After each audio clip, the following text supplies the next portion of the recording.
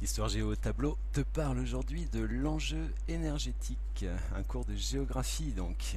Alors, c'est peu dire que l'énergie est au cœur de nos vies quotidiennes, hein, pour le transport, pour le chauffage, pour le téléphone portable, la tablette, la console. Imaginez, plus d'électricité, plus rien de tout ça, donc l'horreur, le cauchemar, et peut-être même pire au bout de... ça très vite. Un autre cauchemar, c'est qu'il n'y aurait plus rien dans l'assiette, hein, parce que pour se nourrir, les transports, l'agriculture, la chaîne du froid utilise de l'énergie. Voilà, donc c'est vraiment vital, tout simplement. Hein, donc il faut en prendre conscience. C'est aussi au cœur des débats publics et puis des inquiétudes mondiales, hein, le réchauffement climatique, les dangers du nucléaire, des guerres à cause de l'énergie. Voilà, hein, c'est quelque chose d'important. Tout ça, ça se fait dans un contexte mondial d'amélioration du niveau de vie, d'explosion démographique, hein, on l'a vu dans les chapitres précédents. Et donc tout ça, ça veut dire qu'il y a une demande d'énergie toujours plus importante. Bref, c'est un enjeu crucial, hein, et c'est pour ça qu'on va s'interroger dans ce chapitre, d'ailleurs c'est ce qu'on va appeler la problématique, hein, vous pouvez la noter, on va se demander comment répondre durablement aux besoins énergétiques de plus de 7 milliards d'hommes. Hein, donc c'est important, là vous voyez, c'est le mot durablement, bien sûr, hein, on a parlé de développement durable, donc durablement, hein, aux besoins énergétiques de plus de 7 milliards d'hommes, bien sûr, hein, ça c'est le constat actuel, et puis on n'oubliera pas toujours l'horizon en 2050 de ces 9 ou 10 milliards d'habitants. Donc pour répondre à ça, on va faire un plan en trois parties, on va étudier les besoins d'abord, en montrant qu'ils sont croissants, puis on verra dans la deuxième partie que les ressources, hein, énergétiques sont sensibles, et dans la troisième partie, précisément, on parlera de durabilité, et on parlera de défis, hein, de durabilité précisément. Alors le grand 1 pour l'instant, hein, qu'on va intituler donc des besoins croissants. Voilà, donc des besoins croissants et des ressources inégales. Voilà, les ressources, bien sûr, énergétiques inégales. Voilà. Donc, le développement des sociétés s'accompagne de l'accroissement de la consommation d'énergie. Hein, ça, on l'a compris. L'histoire de l'énergie, elle est marquée par une augmentation constante des besoins. On peut déjà noter qu'en un siècle, le XXe siècle, hein, en gros, en un siècle, voilà, la consommation d'énergie a été multipliée par 12. Voilà, c'est énorme, hein, et ça correspond à ce que certains économistes ont appelé le passage d'une économie qu'on va qualifier d'organique à une économie ensuite qu'on appellera minérale. Voilà, alors j'explique.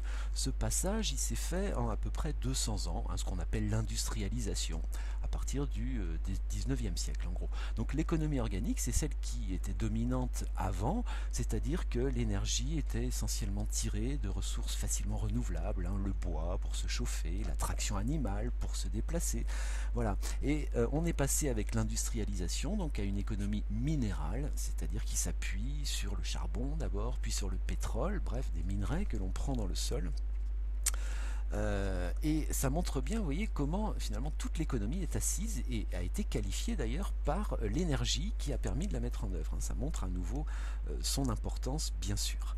Voilà, donc une économie minérale, et puis c'est pas fini, puisque la consommation, elle se ralentit, certes, dans les pays qu'on appelle les pays du Nord, mais d'ici à 2030, ça aussi c'est un autre chiffre qu'on va noter dans les perspectives très très proches, hein, 2030 c'est presque demain, les besoins mondiaux en énergie vont encore augmenter d'un tiers, hein, augmenter d'un tiers, parce que les pays émergents, on a déjà parlé, hein, de ces pays émergents, les pays émergents c'est ceux qui ont une croissance très très dynamique, ces pays deviennent de très grands consommateurs. On ne peut pas parler de pays émergents sans citer la Chine, hein, puisque c'est quand même le plus grand d'entre eux. Vous pouvez noter que la Chine est devenue en 2009 le premier consommateur d'énergie mondiale. Alors on va dire bien sûr 1,4 milliard d'habitants, c'est normal, mais c'est surtout dû, hein, à la croissance économique exceptionnelle qu'a connue la Chine depuis maintenant plus de 20 ans, qui fait que la demande d'énergie a considérablement augmenté. Voilà. Alors on va se rendre compte précisément de l'augmentation de cette demande énergétique avec le petit graphique que voilà. Vous voyez sur ces diagrammes circulaires comment a évolué la consommation d'énergie entre donc 1993 en haut et 2013 en bas, donc sur les 20 dernières années.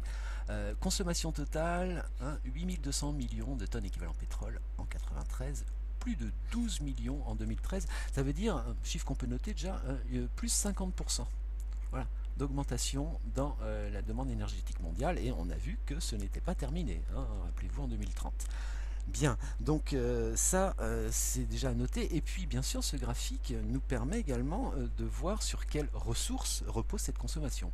Alors tout d'abord, vous voyez ici en orange, le charbon 27% et 30% en 2013. Alors le charbon en clair, sa consommation n'a jamais cessé de croître depuis le 19e siècle. Voilà, c'est aujourd'hui la deuxième source d'énergie primaire. Le pétrole, quant à lui, qui apparaît ici en bleu, vous voyez, fournissait 38% en 93 et 33%, donc un tiers, de l'énergie totale produite dans le monde en 2013. C'est l'énergie qui est la plus échangée, qui est la plus transportée. Si on ajoute à cela, vous voyez ici en rose, le gaz, si on ajoute également les 4,4% en jaune du nucléaire, puisque le nucléaire est produit à partir d'un minerai qui s'appelle l'uranium, eh bien on arrive, vous voyez, en additionnant tout ceci à 90%, 90% de ce qu'on appelle des énergies de stock. Hein, ça c'est un terme à noter dans le cours. Les énergies de stock, S-T-O-C-K, tout simplement parce que c'est de l'énergie qui est issue de gisements non renouvelables et en quantité limitée, voilà, stockée dans le sol. Et on parle aussi, alors vous pouvez le noter également, d'énergie fossile, voilà, d'énergie fossile, cette fois-ci pour désigner le charbon, le pétrole et le gaz, car il s'agit de roches issues de la fossilisation d'êtres vivants sur des millions d'années. Et vous voyez sur le graphique comment ces énergies fossiles, si on additionne ici le charbon, le pétrole, le gaz, eh bien elles représentent 87% aujourd'hui, 87% de notre consommation totale d'énergie.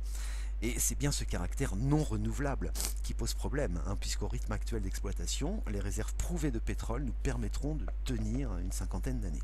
Voilà. Et pour faire face à ces besoins croissants, eh bien, il y a des gisements aux conditions d'extraction qui sont difficiles et coûteuses, qui sont aujourd'hui exploités. On parle par exemple, notez-le, des gisements offshore, donc off au-delà de la côte, pour désigner toutes les plateformes pétrolières qui sont installées sur les mers et océans. Et puis également, depuis quelques années, on parle d'hydrocarbures. Alors hydrocarbures, on désigne par ce terme aussi bien le pétrole que le gaz.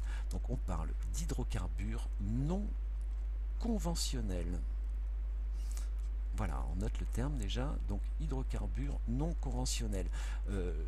Les hydrocarbures conventionnels, sont ceux qu'on extrait directement du sol. Les non conventionnels, c'est du pétrole ou du gaz qui est emprisonné, soit dans des sables, soit dans de la roche, et on va donc aller fracturer cette roche pour récupérer ces hydrocarbures. Alors, ça coûte cher, c'est désastreux sur le plan de l'environnement, nous en parlerons en cours, mais ça montre que, eh bien, il faut faire face à des besoins croissants en pétrole, en gaz, et qu'on va chercher des gisements de plus en plus difficiles.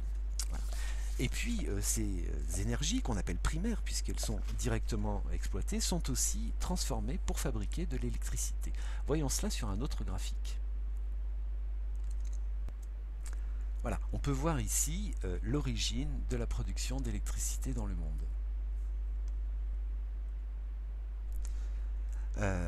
Le constat, vous voyez, entre 1973 ici et 2012 là, eh bien le constat c'est que l'essentiel de cette production électrique provient de la combustion d'hydrocarbures.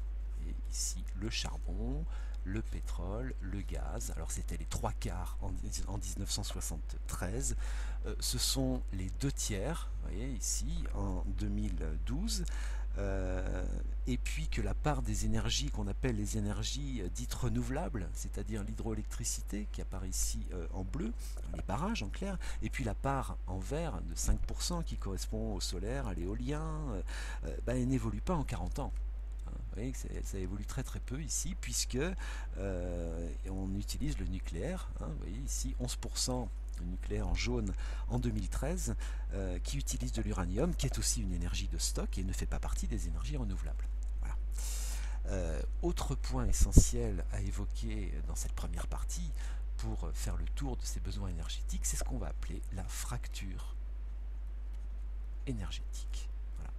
Donc, fracture énergétique que l'on va très facilement observer sur ce planisphère. Voyez cette magnifique carte du monde la nuit. Alors c'est un montage bien sûr, puisque jamais le monde entier n'est plongé dans le noir. Il y a toujours une partie éclairée par le soleil. Bref, c'est quand même une image magnifique et qui nous montre donc essentiellement l'éclairage produit par les endroits où se concentre la population. Pour autant, cette carte ne rend pas compte de la répartition de la population dans le monde. On va dire, bien évidemment, les zones fortement éclairées, comme l'Amérique du Nord-Est ici, comme l'Europe ici, ou l'archipel japonais, sont des zones très densément peuplées. Mais pour autant, il y a d'autres zones très peuplées. Regardez ici les 1 milliard 400 millions chinois, les plus d'1 milliard d'Indiens, et puis l'Afrique, qui compte 1 milliard d'habitants, ressortent très peu sur cette carte. En voici une autre pour s'en convaincre. Tac, on fait un zoom avant, vous voyez, sur cette petite région du monde ici, qu'on appelle la péninsule coréenne, qui est coincée entre la Chine, là, et puis l'archipel japonais. Alors, voilà, donc la péninsule coréenne, c'est tout ceci. C'est une péninsule qui est divisée par une frontière depuis longtemps entre la Corée du Nord et la Corée du Sud. Vous voyez comment la Corée du Sud, avec ses 50 millions d'habitants, est très très éclairée, surtout autour de Séoul, la capitale, alors que la Corée du Nord semble plonger dans le noir le plus total, avec ses 25 millions d'habitants. Et c'est pas la différence d'habitants qui explique ceci, mais la différence de développement économique. La Corée du Sud, depuis très longtemps, connaît une croissance économique importante et est ouverte à la mondialisation, tandis que la Corée du Nord, pour des raisons politiques, est restée fermée à toute influence étrangère et très peu intégrée, voilà, et est un pays très pauvre, parmi les plus pauvres au monde. Donc vous voyez que la différence de luminosité nous renseigne en fait, bien sûr, sur le fait que l'énergie est très mal répartie dans le monde, qu'elle est liée à la richesse, bien sûr. Alors quelques chiffres pour en rendre compte que vous pouvez retenir et noter, c'est que dans le monde, 20 pays consomment à eux seuls 80% de l'énergie mondiale. Voilà. Donc c'est un chiffre tout à fait révélateur. On peut aussi évoquer les 3 milliards d'individus, c'est-à-dire pratiquement la moitié de la population mondiale, qui souffrent de ce qu'on appelle la pénurie énergétique, voilà, qui n'ont pas accès à l'énergie ou pour qui l'énergie est trop chère. Et puis, à opposer à ces 3 milliards d'individus, de l'autre côté, 1 milliard, voilà, 1 milliard d'individus dont le mode de vie repose sur une consommation croissante, et l'énergie produite dans le monde sert essentiellement à satisfaire les besoins de ce milliard d'habitants, qui ont des voitures certes plus économes mais qui sont plus puissantes et plus nombreuses, qui ont des logements certes mieux isolés mais qui sont plus grands, qui font des déplacements plus lointains, plus fréquents. Voilà. Donc il y a vraiment une fracture qu'on voyait sur le planisphère du monde la nuit entre le nord et le sud, on le note bien sûr avec ces 20 pays, 80%, mais que la précarité énergétique, pour autant, il faut aussi noter qu'elle existe au cœur des sociétés riches, où il y a des familles qui se privent de chauffage en hiver par souci d'économie. Voilà. Bien, alors, après avoir évoqué cette fracture, on passe maintenant à la deuxième grande partie de ce chapitre, le grand 2, où on va évoquer les ressources, et on le disait en annonçant le plan dans l'introduction, comment ces ressources sont sensibles, sont des ressources politiques même, particulièrement sensibles. Alors, quand l'électricité s'est généralisée dans les foyers des pays riches, il y a environ 100 ans, on parlait de la fée électricité, tellement les bienfaits de l'éclairage ont changé la vie des gens. La fée, comme dans les contes de fées. Voilà. C'est vrai que longtemps, l'énergie elle a été associée au progrès et au bien-être, mais aujourd'hui, l'énergie, c'est aussi synonyme de risque et de tension. Alors, il y a des risques qui sont multiples, qui ont été maintes fois éprouvés. Par exemple, vous pouvez noter ce qu'on appelle les coups de grisou. Les coups de grisou qui sont des explosions liées à des poches de gaz dans les mines de charbon et dont ont été victimes de nombreux mineurs et qui tuent encore aujourd'hui beaucoup de mineurs, en Chine en particulier, où le charbon assure les 3/4 de la production d'énergie. Voilà. On peut évoquer aussi, parmi les risques, les marées noires, les explosions dues au pétrole, les accidents nucléaires, Tchernobyl il y a un moment, et puis plus récemment au Japon, à Fukushima.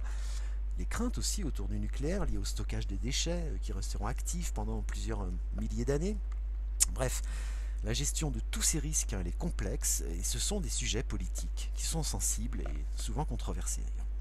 Et puis, par ailleurs, on a vu plus haut que les énergies fossiles conservent une part écrasante dans le système énergétique mondial. Or, la combustion de ces fossiles, et vous le savez, dégage de grandes quantités de ces fameux gaz à effet de serre, dont on sait que ces gaz qui sont présents naturellement dans l'atmosphère, mais c'est leur accumulation très rapide depuis 200 ans, depuis l'industrialisation, qui participe au changement climatique. C'est aujourd'hui prouvé. Regardez ce planisphère qui rend compte de la part des principaux pays dans le monde dans l'émission de ces gaz à effet de serre. Voilà. Alors, bon, le constat évident, vous voyez, ici l'Europe en bleu, les États-Unis en rouge, la Chine ici, c'est que ce sont les pays les plus riches qui émettent les quantités les plus importantes. Quelques comparaisons, et la totalité du continent africain, ici, qui émet 5 fois moins que les seuls États-Unis. Et encore, vous voyez ici qu'en Afrique, c'est l'Afrique du Sud avec 461 millions de tonnes qui émet presque la moitié du total. Alors on rappelle qu'aux États-Unis, il y a à peu près 300 millions d'habitants, un peu plus que le continent africain, c'est 1 milliard d'habitants. Voilà. Donc une comparaison qui rend compte que voilà, il y a une différence nord-sud évidente et que parmi ces pays riches, ceux qui utilisent le plus les énergies fossiles, comme les États-Unis, émettent davantage.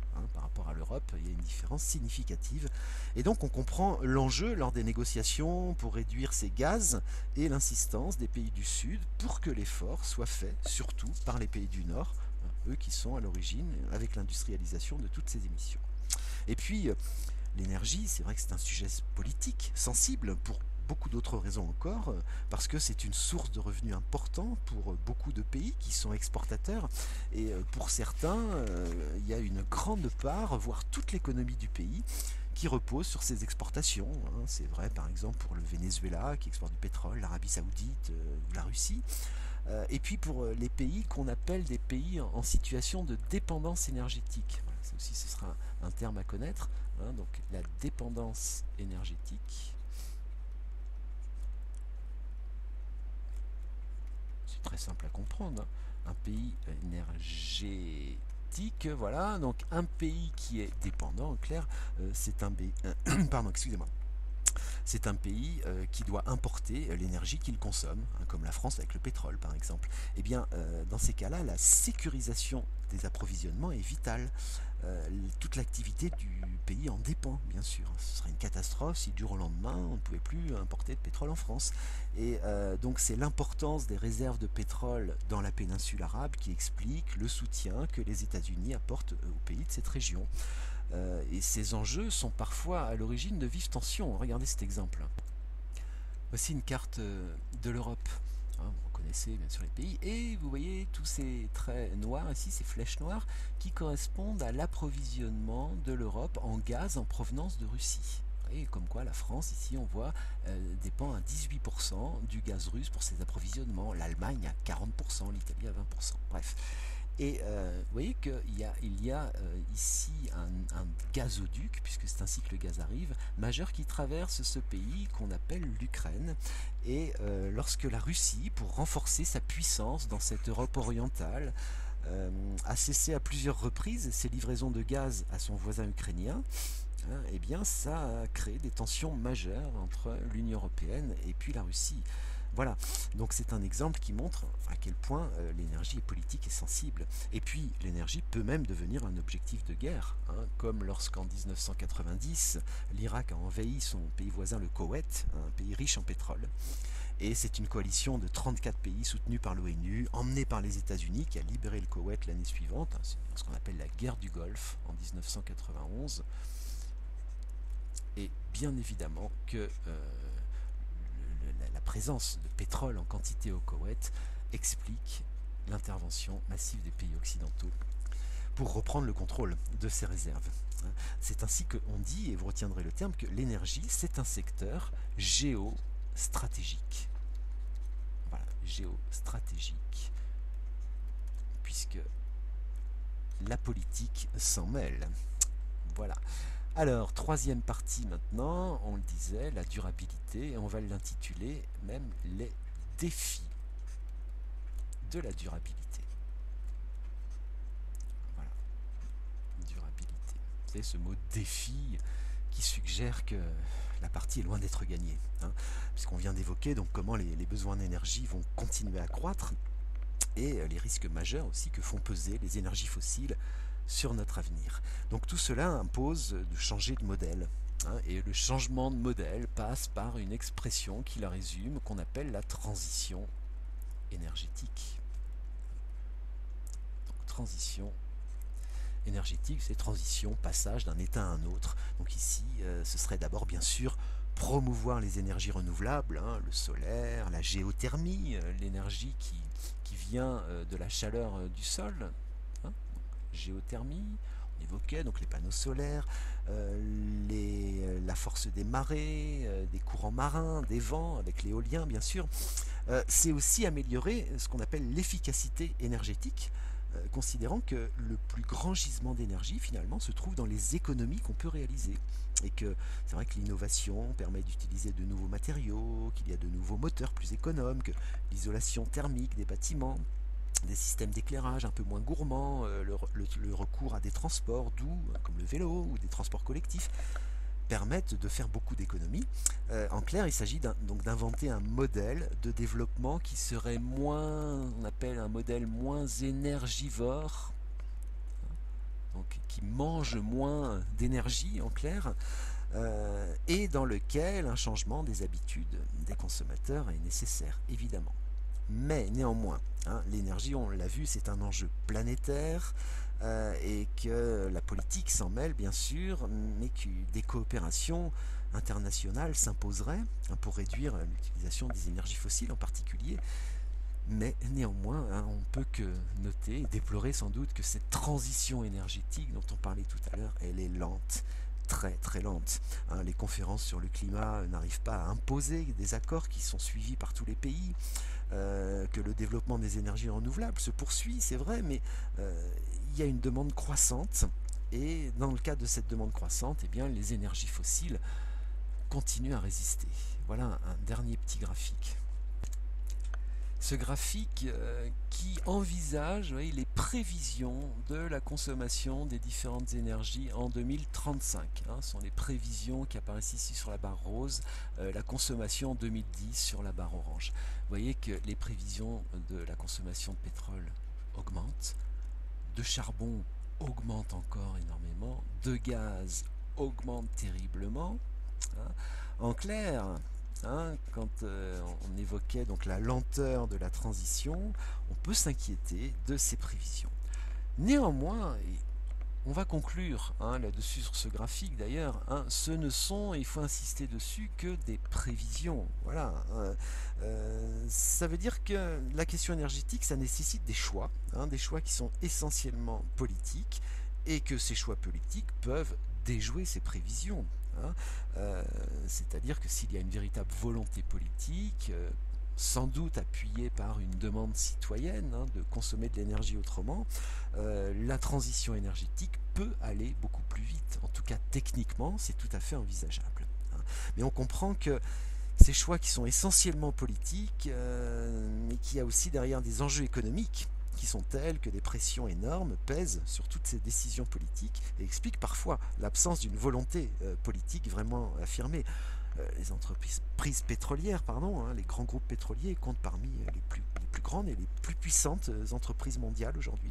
Et leurs intérêts immédiats ne rejoignent pas toujours l'intérêt général, la recherche du profit, la poursuite de l'augmentation de la consommation dans le monde, et en particulier en Asie, donc soulèvent des interrogations multiples qui pèseront lourdement sur l'avenir des hommes, et ce dans un avenir très proche.